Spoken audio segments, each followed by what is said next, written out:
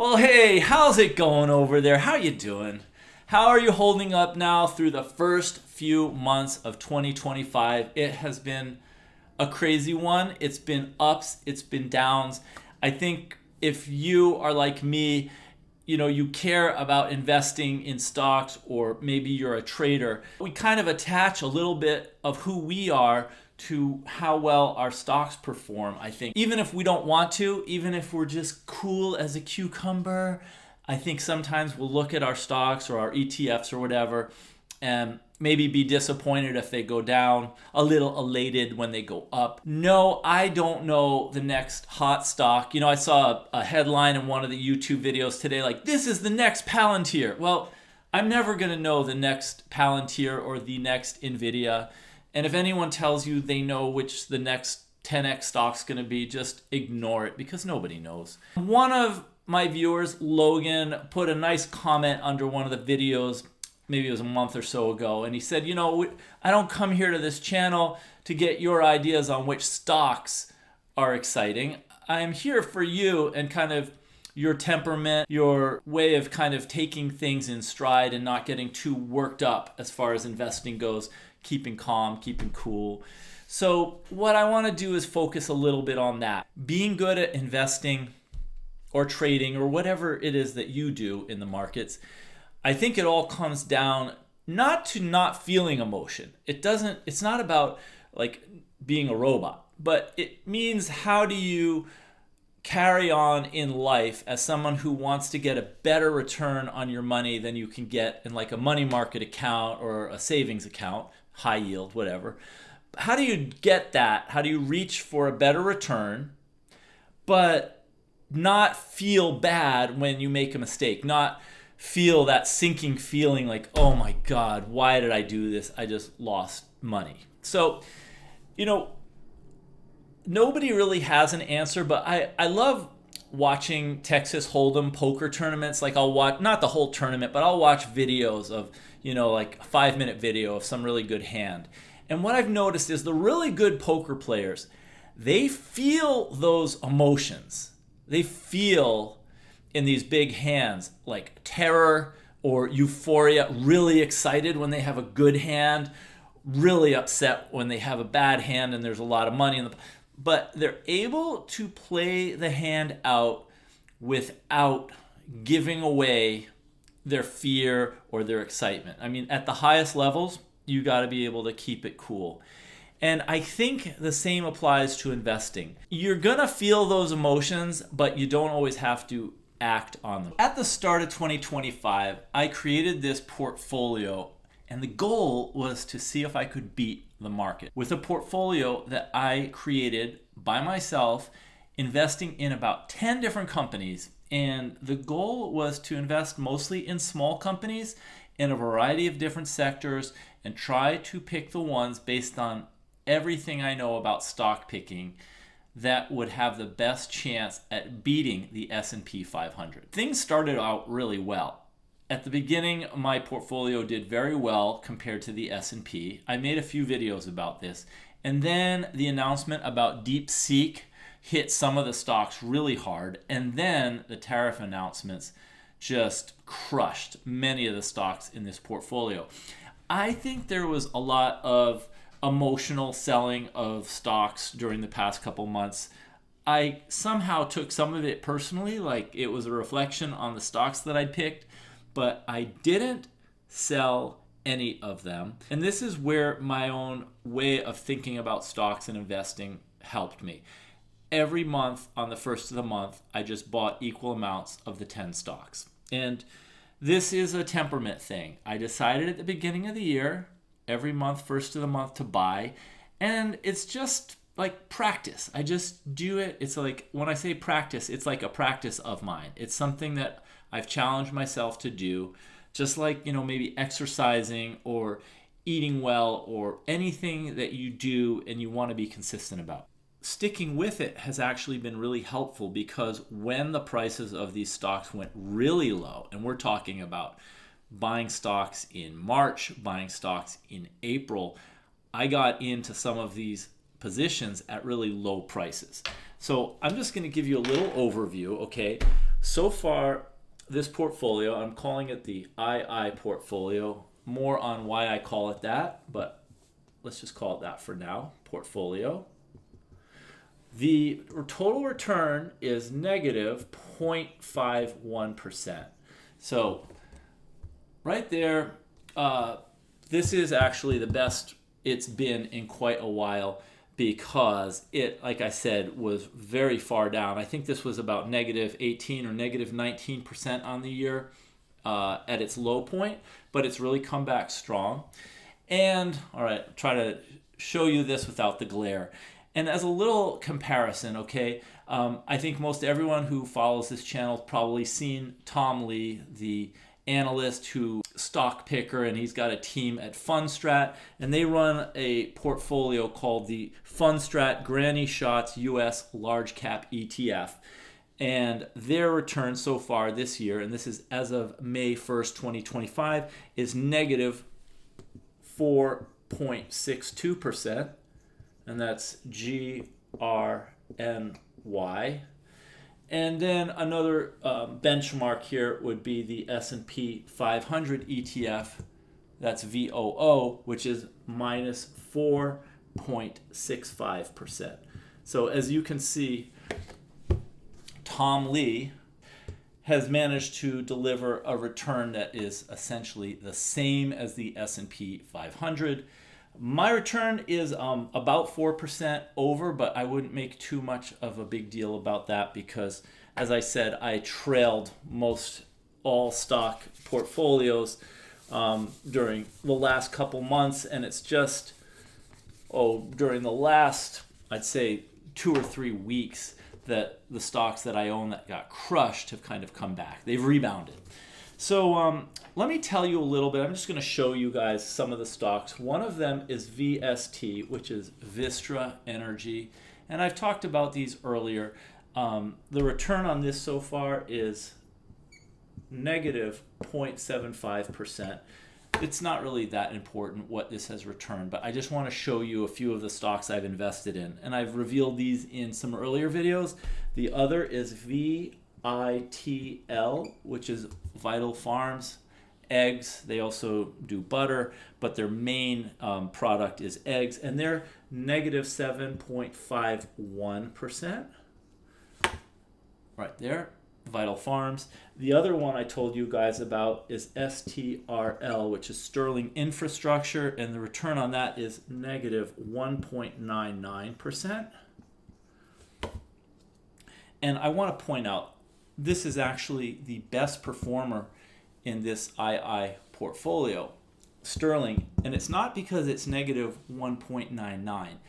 It's the best performer in the portfolio because it was down a lot during the past couple of months. And since I buy every month equal amounts of all 10 stocks, I was able to buy this very cheaply earlier on in the year. So my return on Sterling Infrastructure is positive 13.78% in my portfolio, even though it looks like it's a losing position there. That's just the year-to-date return as of May 1st, which is today, 2025. And then the other stock I want to tell you about is SFM, which is Sprouts Farmers Market, and the return on that stock is 36.54%. And don't get too enthusiastic for me at having such a great stock pick, because I just added this to this portfolio today. This was actually May 1st, the first time I bought shares of this in the II portfolio. And the reason I bought it is actually, I did an experimental portfolio last year in 2024, and this was the best performer in that portfolio. And what I like to do is I like to buy a number of different stocks, enter into several different positions of smallish companies, somewhere between $1 billion and maybe $7 or $8 billion market caps. And I like to buy enough so that I've got some skin in the game and I'm paying attention to the company, not just watching the stock kind of go over the screen and owning 50 different stocks. By owning 10, I'm able to kind of pay attention to each one. And just for example, I went to a Sprouts Farmers Market right here in the Seattle area where I live, and I got lunch there. I think it was about 3 or 4 days ago, and it was actually really cool because I was starving. I had just done one photo shoot, and I was on my way to somewhere else, and I was really hungry, and I stopped off, and they had this incredible like sushi platter to go. Like you could go there, get the sushi, it's in this box, buy it, and I actually ate it in my car on the way to my next photo shoot. But it was really, really good. I got a couple things while I was there, and I was just really impressed with the layout of the store. I first encountered the company when I was in Santa Fe about 7 years ago. They're a very fast-growing company. They specialize in grocery stores in this kind of farmers market feel, and that they're small and they've got a lot of produce as kind of the center of the store. And yeah, it's just a nice place to go and shop. And I like to invest in companies where I feel intuitively like I have a feeling that this company is going to be worth more in 5 years than it is today. It's going to grow faster and be a better company in 5 years. Sometimes the numbers and all of the quantitative measures don't tell the story when it's a qualitative feeling, like it's an intuition. And with Sprouts Farmers Market and these other companies like Sterling Infrastructure, Vital Farms, and Vistra Energy, and while I was doing all of this reading and research, I got this clarity and I got this feeling that I've got to own this stock. And so that's what a lot of my investing has been about over the last year and a half or so. What I'm using now to help me to decide on stocks is more of a qualitative way of thinking about investing.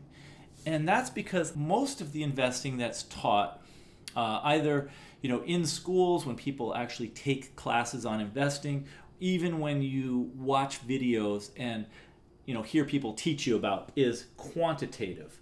So when I say quantitative, I mean people using numbers, using ratios, using math, doing discounted cash flow.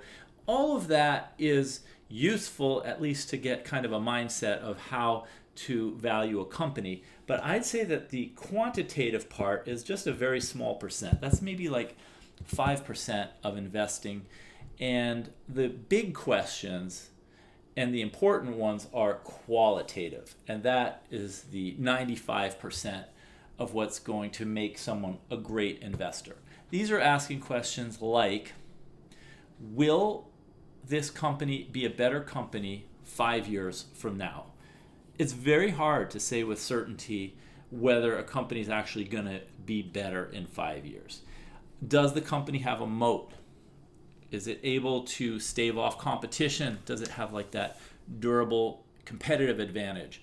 So asking questions like if you were talking to a friend and trying to really understand a business, you would ask these qualitative questions. And that is what I'm doing to kind of dig deeper into each of the stocks that I'm investing in. And I do think I like the number 10 for the number of stocks in the portfolio. I feel as though if you just invest in like 15, 20, 30 different stocks, it's impossible to really know what's going on in all of them. You never have an intimate knowledge of that business. And if you only invest in 3 or 4 or 5 stocks, well, there's nothing wrong with that concentrated approach. But if 1 or 2 of them have like an unexpected earnings release, or even more to the point, like if it were an industry, for example, like Tesla and EVs, things can hit it. Either the leader of the company can be unpredictable, the industry itself, like EVs, can be hit hard, or maybe tariffs hit and your company is very dependent on selling or buying from China or from some other country. And so if you have too few stocks in your portfolio, then any 1 or 2 of them having a really bad time, if that company goes through a really difficult period, your whole portfolio is going to suffer. So what I like about 10 stocks is there are enough in the portfolio that if one of them gets hit, it's not going to drag the whole portfolio down, but each of them has the chance to have a significant impact in the overall portfolio performance if you only have 10, whereas if you own 40 stocks and one of them does great, it's not going to have that much of an effect on your portfolio. You know, we all have to find our sweet spots when we invest.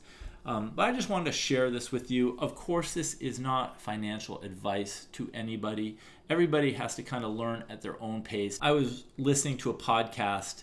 There was an interview with Maddox, pitcher for the Braves, really great pitcher, Greg Maddox. And he said he loves practicing.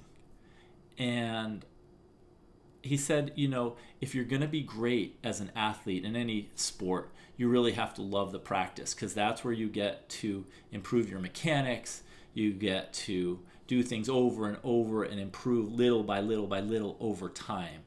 And if you love practice, then you're going to have a good career. But if you don't, forget about it. So I feel the same with investing. None of us are born great investors. I'm always interested to hear from you guys, so let me know what you think. And so far, this 10 stock portfolio, the ones that I've told you guys about are Vistra, Vital Farms, Sterling Infrastructure, and now Sprouts Farmers Markets. So thank you so much for watching. Look forward to seeing you in the next video.